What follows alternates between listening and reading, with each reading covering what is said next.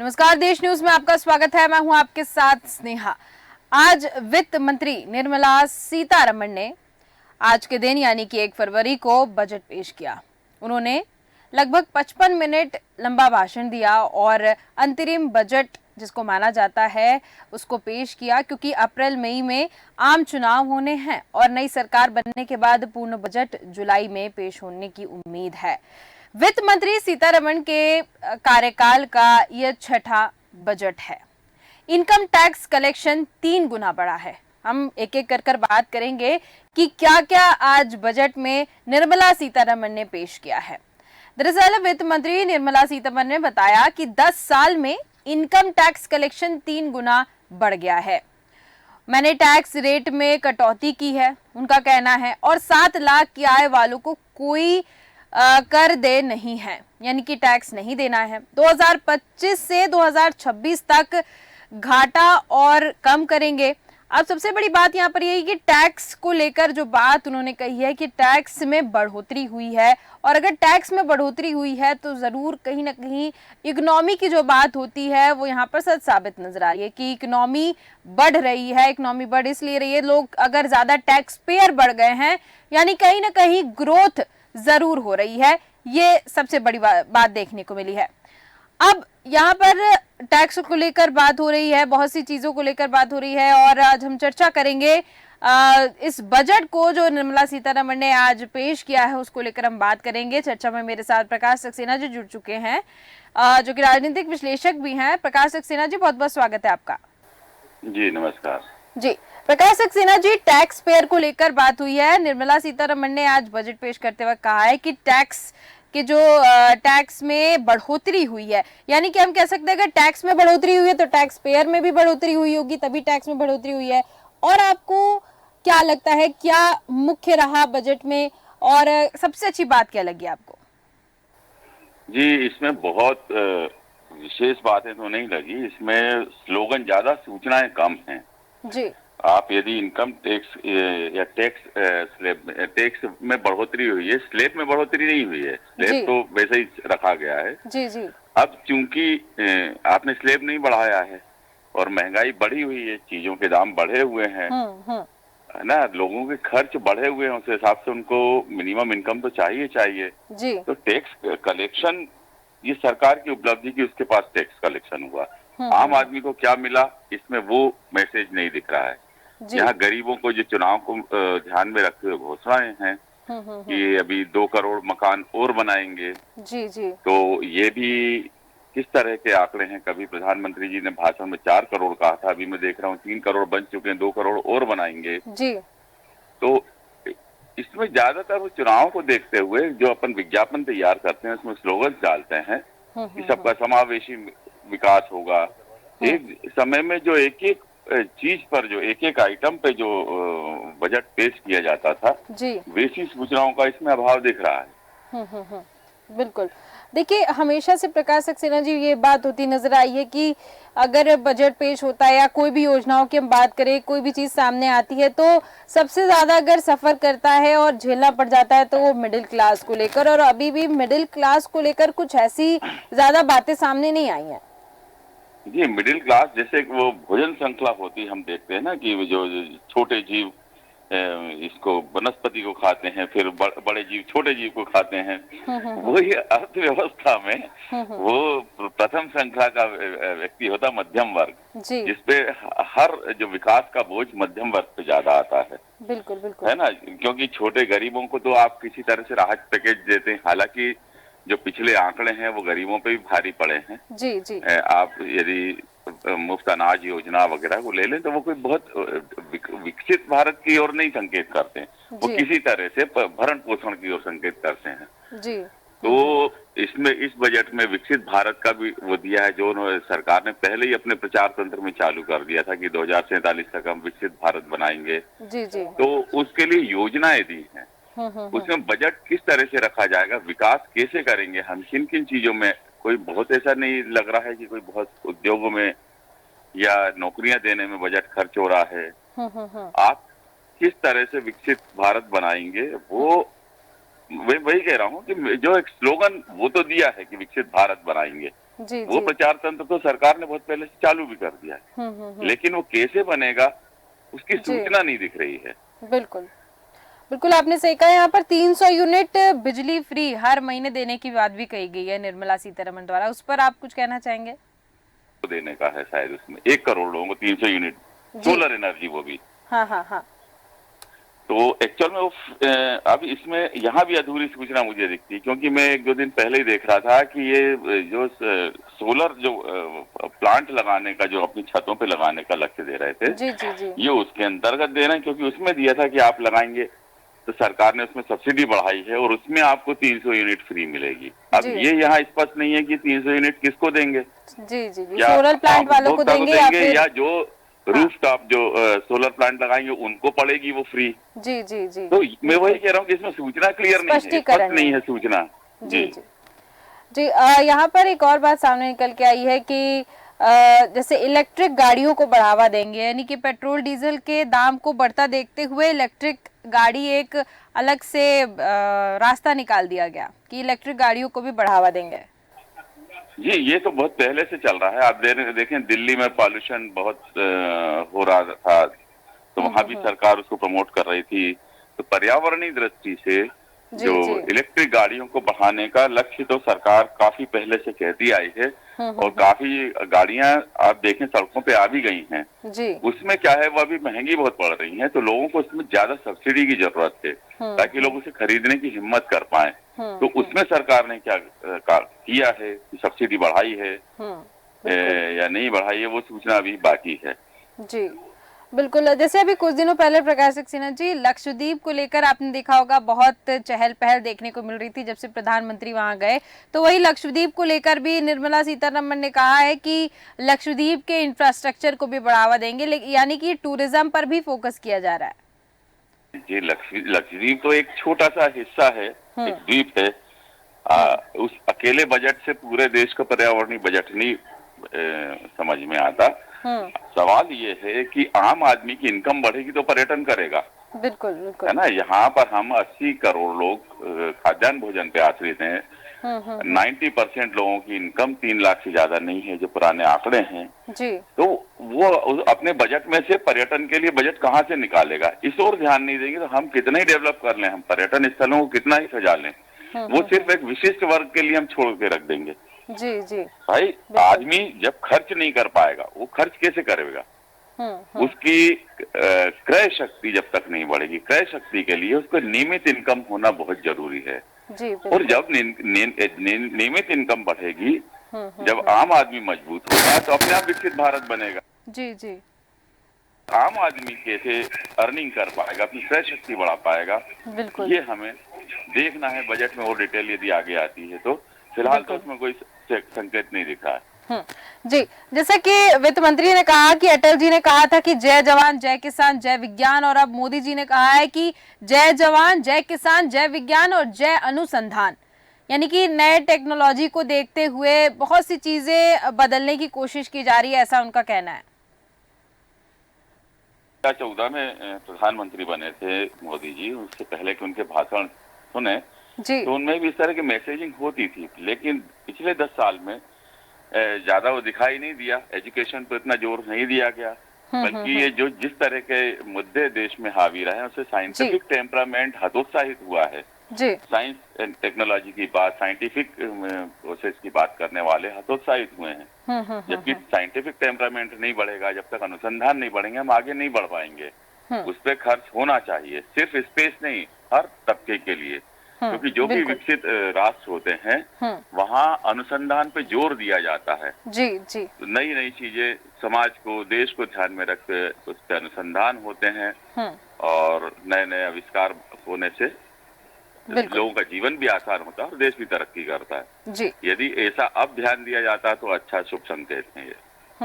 बिल्कुल बिल्कुल, ठीक है। प्रकाश सक्सेना जी, बहुत बहुत धन्यवाद तमाम जानकारी के लिए, चर्चा करने के लिए। तो हम यहाँ पर बजट की बात कर रहे हैं। निर्मला सीतारमण का आज बजट उन्होंने पेश किया, तमाम चीजें सामने उन्होंने रखी, और टैक्स को लेकर जब बात कही उन्होंने तो टैक्स को लेकर कहा कि टैक्स में बढ़ोतरी पाई गई है। और ज्यादा चर्चा करेंगे, हमारे साथ कल्पना शर्मा जी जुड़ चुकी हैं। कल्पना शर्मा जी भी राजनीतिक विश्लेषक हैं। कल्पना शर्मा जी, बहुत बहुत स्वागत है आपका देश न्यूज पर। नमस्कार। जी कल्पना जी, आज जब बजट निर्मला सीतारमण जब पेश कर रही थी उसमें उन्होंने तमाम चीजें कही और कुछ बड़ी चीजें कही हैं। जैसे कि मैं टैक्स को लेकर बात करूं तो उन्होंने कहा कि टैक्स में बहुत ज्यादा बढ़ोतरी देखने को मिली है आने वाले कुछ साल में, यानी कि टैक्स में बढ़ोतरी, लोग टैक्स ज्यादा पे कर रहे हैं, यानी कि कहीं ना कहीं आपको क्या लगता है कुछ बदलाव, कुछ विकास जरूर हुआ है, इस वजह से भी टैक्स लोग देना चालू कर दिए हैं, बढ़ोतरी हुई है? देखिए, इसमें आज इस बात से नहीं इनकार किया जा सकता कि क्योंकि सरकार के इतने स्ट्रिक्ट नियम हो गए हैं कि देखिए जो भी जीएसटी वगैरह जो पे करना होता है, यदि क्योंकि उसकी मॉनिटरिंग हर तीसरे महीने में होती है, पहले साल भर में होती थी, हर थर्ड मंथ में अब की जाती है। और सीए आपको, अगर आप कंपनी बना रहे हो तो आपको सीए हर हाल में रखना पड़ेगा जो आपको आपकी इनकम और उस पर नजर रख सके और उसको टैक्स टाइम से पे करे। अगर आप नहीं करते हो तो जीएसटी आपका अकाउंट बंद हो जाता है। जीएसटी अकाउंट बंद होने से फिर आपको नए काम लेने में दिक्कत आती है। तो मजबूरी व्यक्ति की ये हो जाती है कि आपकी इनकम हुई है कि आपको नहीं कुछ मिला है, लेकिन आपको वो जीएसटी, आपको वो टैक्स पे जरूर करना पड़ता है, भले वो अपनी इनकम से दे। कई बार ये होता है कि लॉस में चले गए हैं लेकिन उसके बाद भी लोगों को टैक्स पे करना पड़ा है। तो ये बहुत बड़ा रहा कि लोगों में कहीं ना कहीं कंपनी और अपनी जो, क्योंकि नया व्यवसाय कोई भी स्टार्ट करते हैं तो उसके लिए अपनी कंपनी को बचाए रखने के लिए कि सच है कि टैक्स पेयर इस बार काफी उन्होंने ग्रोथ करी है और काफी कुछ सरकार को उन्होंने अच्छी उसमें दिया है। बिल्कुल बिल्कुल कल्पना जी, यहाँ पर एक और बात सामने निकल के आई है कि 300 यूनिट बिजली फ्री दी जाएगी, यानी कि एक महीने में 300 यूनिट बिजली फ्री दी जाएगी सरकार की तरफ से। ये भी बात एक सामने निकल के आई है।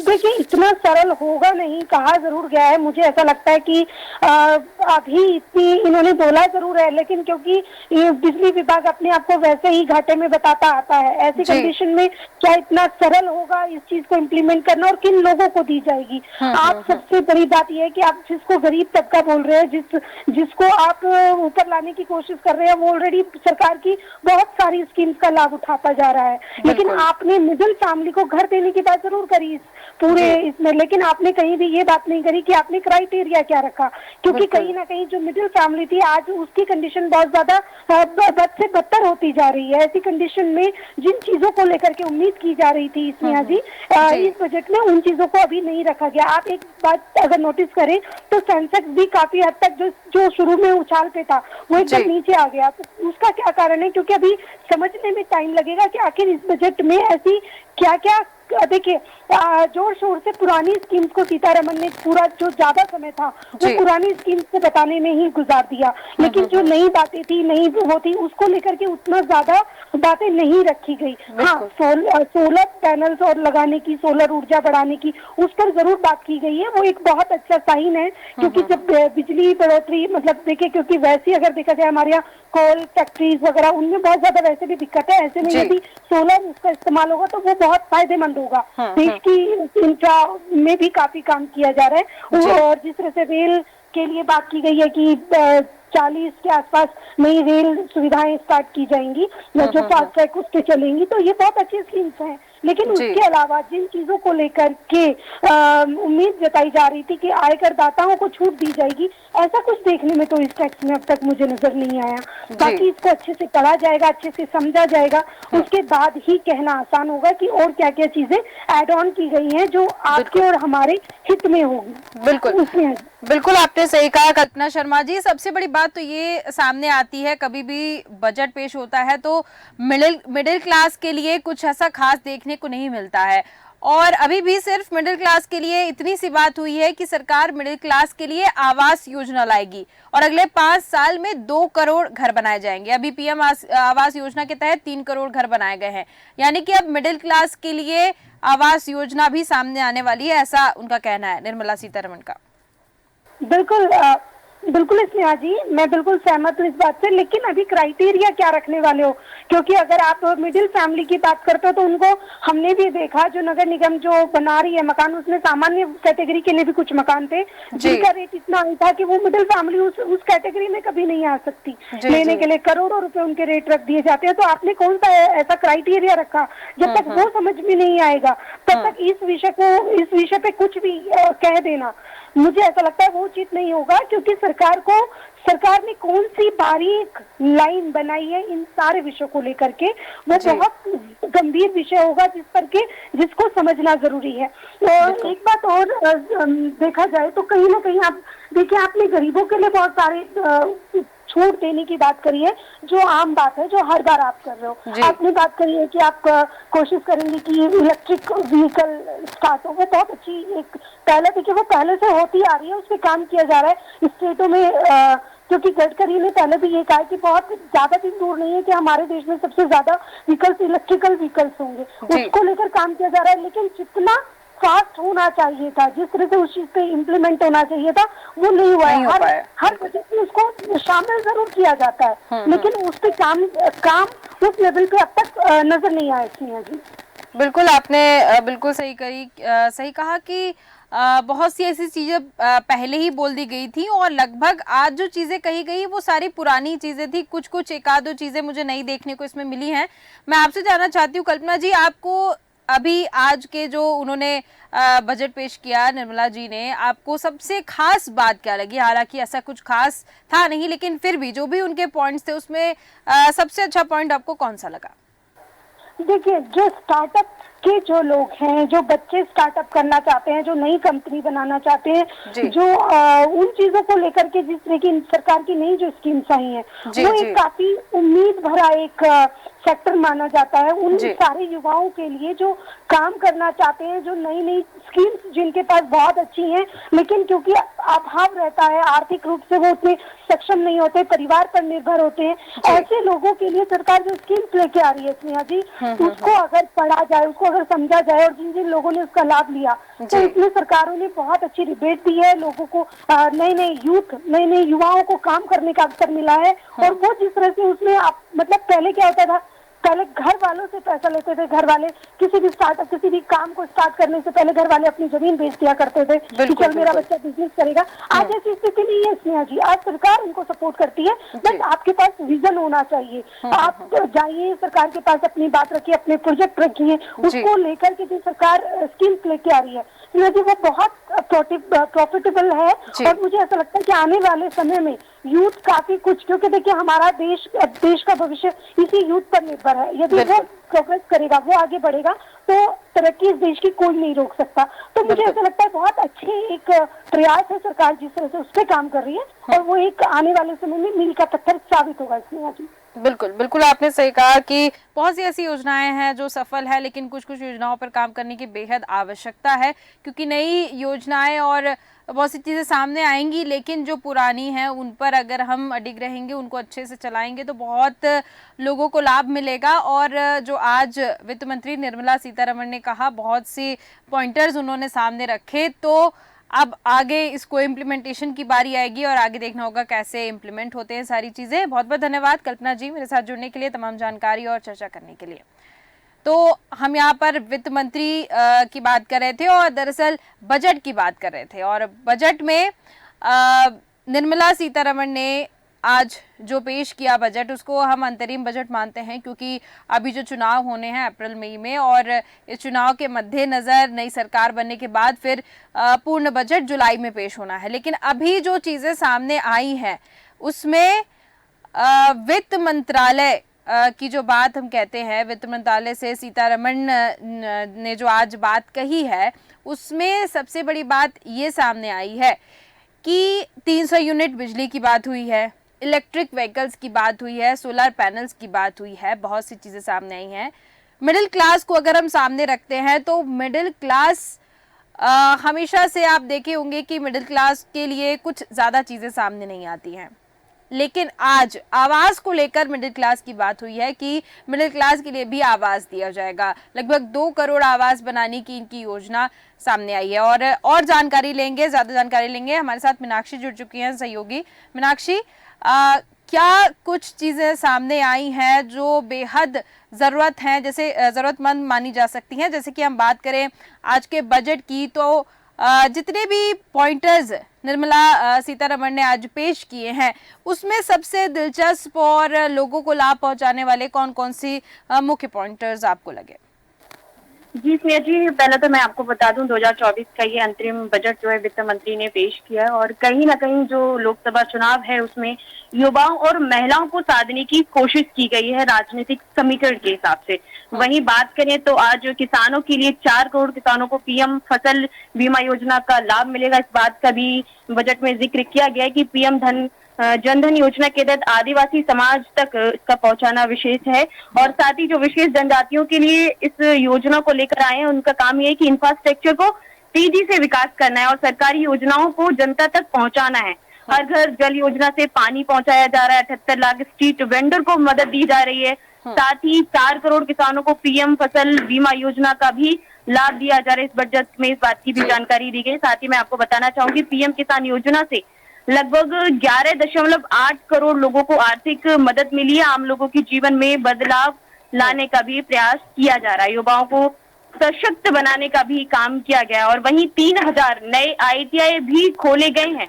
54 लाख युवाओं को प्रशिक्षित किया गया है और साथ ही जो एशियाई खेलों की बात करें तो भारत के युवाओं को कामयाबी मिली है। 3 तलाक कानून की बात की जाए तो इसको भी गैर कानूनी घोषित किया गया है और महिलाओं को संसद में आरक्षण देने के लिए कानून लेकर आने की बात कही है। खास बात यह कि स्किल इंडिया मिशन में 1.4 करोड़ युवाओं को ट्रेन किया गया है, जहां पर 3000 नए आईटीआई बनाए गए हैं और जो एक नारा है हम सबका साथ सबका विकास के पथ को आगे ले जाना है हमारा काम में सेकुलरिज्म जो शब्द आता है उस पर भी जोर देना है। कहीं ना कहीं हमारा गरीब को एम्पावर्ड करने पर भी जोर दिया गया। बात करें बीते सालों में तो 25 करोड़ लोगों की गरीबी दूर करने में कामयाबी रही है। हमारे सरकार जो है मोदी सरकार की बात की जाए तो उद्देश्य सामाजिक न्याय कायम रखना है। कहीं ना कहीं सरकार सर्वांगीण और सर्वसमावेशी विकास के लिए काम कर रही है। जी स्नेहा। बिल्कुल मीनाक्षी, यहाँ पर टैक्स की बात हुई है और कहा गया है कि टैक्स में बढ़ोतरी हुई है, तो आप क्या मान के चल रही है? टैक्स में बढ़ोतरी हुई है यानी कि लोगों की इनकम में बढ़ोतरी आई और उस हिसाब से लोग टैक्स देना आप चालू कर दिए हैं, तो कहीं ना कहीं विकास जरूर हुआ है, ये हम कह सकते हैं। जी जी बिल्कुल। वहीं अगर इनकम टैक्स की बात की जाए तो स्नेहा में 3 गुना तक कलेक्शन को बढ़ा दिया गया। वित्त मंत्री निर्मला सीतारमण ने कहा है कि 10 साल में जो इनकम टैक्स कलेक्शन था उसको 3 गुना तक बढ़ा दिया गया है। टैक्स रेट में कटौती की गई। 7 लाख की आय वालों को कोई कर जो है वो नहीं देना पड़ेगा। बात की जाए 2025 से 26 तक का घाटा को कम करने की भी कोशिश की गई और जो राजकोषीय घाटा है 5.1 उसको बने रहने का अनुमान जताया गया और साथ ही कहीं ना कहीं 44.90 लाख करोड़ रुपए खर्च हैं और 30 लाख करोड़ का रेवेन्यू आने का भी अनुमान जताया गया है इस बजट में।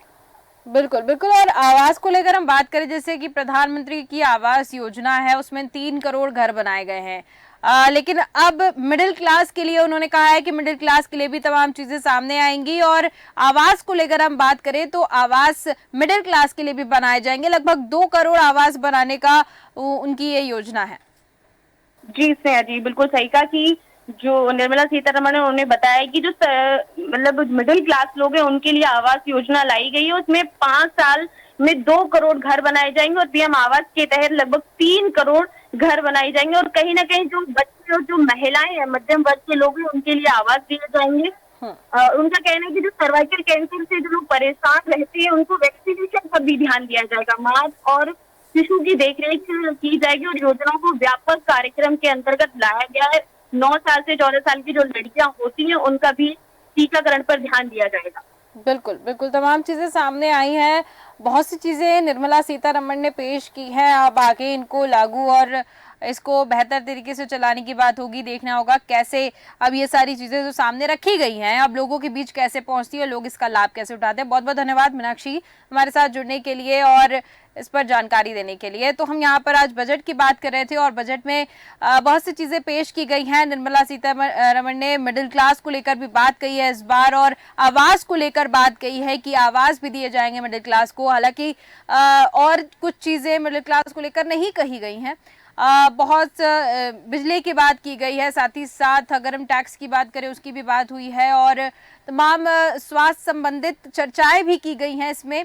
और अब आगे ये देखना होगा कैसे सरकार आगे के स्टेप बढ़ाती है अपने और ये सारे लाभ आम लोगों को पहुंचाती है और आम लोग इसका लाभ कैसे पाते हैं ये देखने वाली बात होगी। तो फिलहाल के हमारे इस खास कार्यक्रम में सिर्फ इतना ही। देखते रहिए देश न्यूज़। नमस्कार।